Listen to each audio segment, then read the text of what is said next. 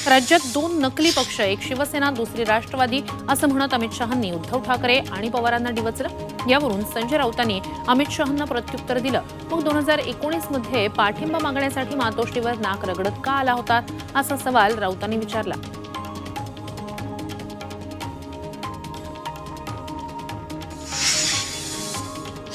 संजय मंडलिकांनी छत्रपती शाहू महाराजांबद्दल केलेल्या वक्तव्यावर संजय राऊतांनी सडकून टीका केली आहे। शाहू महाराज वंशज नाही तर काय संजय मंडलिक वंशज आहेत का असा खडा सवालच राऊतांनी विचारलाय।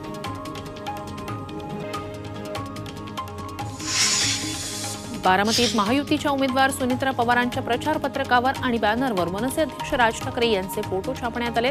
मोदींना बिनशर्त पाठिंबा जाहीर केल्यानंतर महायुतीच्या उमेदवारांकडून राज ठाकरेंचे फोटो बॅनरवर छापण्यात आले। बॅनरवर पंतप्रधान मोदी, मुख्यमंत्री शिंदे, उपमुख्यमंत्री फडणवीस, अजित पवार यांच्यासोबतच आता राज ठाकरेंचाही फोटो दिसतोय। अमृत नोनी आर्थो प्लस ये एक प्रूवन फॉर्मूला है। इसमें मौजूद नोनी फल के गुण और आयुर्वेदिक जड़ी बूटियां शरीर को जरूरी पोषक तत्व देने के साथ साथ हड्डियों और जोड़ों के घिसने, उनमें होने वाले सूजन और दर्द को रोकने में मदद करता है। दर्द मुक्त जीवन के लिए अमृत नोनी आर्थो प्लस।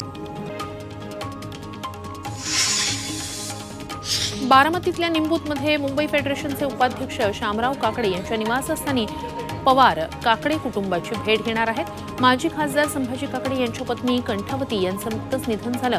त्यानंतर पवार सांत्वनासाठी काकडे कुटुंबाची भेट घेणार आहेत। पवार काकडे संघर्ष सगळ्यांनाच माहिती आहे आणि त्यामुळेच या भेटीकडे सगळ्यांचं लक्ष लागलंय। पवार आडनावावरून अजित पवार आणि शरद पवार यांच्या पक्षात जुंपली आहे। पवार आडनाव असेल तिथेच मतदान करा असं आवाहन उपमुख्यमंत्री अजित पवारांनी बारामतीत केलं। त्यांचा मुख्य रोख सुप्रिया सुळेंकडे होता आणि त्यावरूनच शरद पवारांनी आपल्या खास शैलीत प्रत्युत्तर दिलं। मूळ पवार आणि बाहेरून आलेले पवार इतक्या मोजक्या शब्दात पवारांनी प्रत्युत्तर देत अजित पवारांसह सुनेत्रा पवारांना टोला लगावला।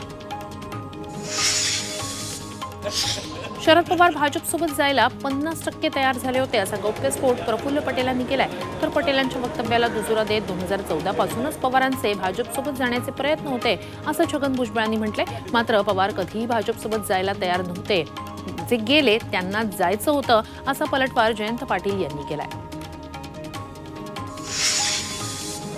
काँग्रेस नेते आणि मुंबईच्या काँग्रेस अध्यक्ष वर्षा गायकवाड यांचा दिल्ली दौरा लांबणीवर पडलाय। मुंबईतल्या जागा वाटपावरून गायकवाड नाराज आहेत, त्यामुळे काँग्रेस अध्यक्ष मल्लिकार्जुन खरगेंची त्या भेट घेणार होत्या।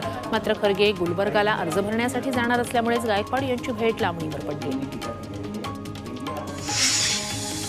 धैर्यशील मोहिते पाटलांनी भाजपला रामराम केलाय। भाजपच्या पक्ष सदस्यत्वाचा त्यांनी राजीनामा दिलाय। माढामधून शरद पवार पक्षाकडून ते लोकसभा लढणार आहेत। भाजपला सोडचिठ्ठी दिल्यानंतर मोहिते पाटील यांनी शरद पवारांची भेट घेतली। 14 एप्रिलला ते पक्षप्रवेश करणार आहेत।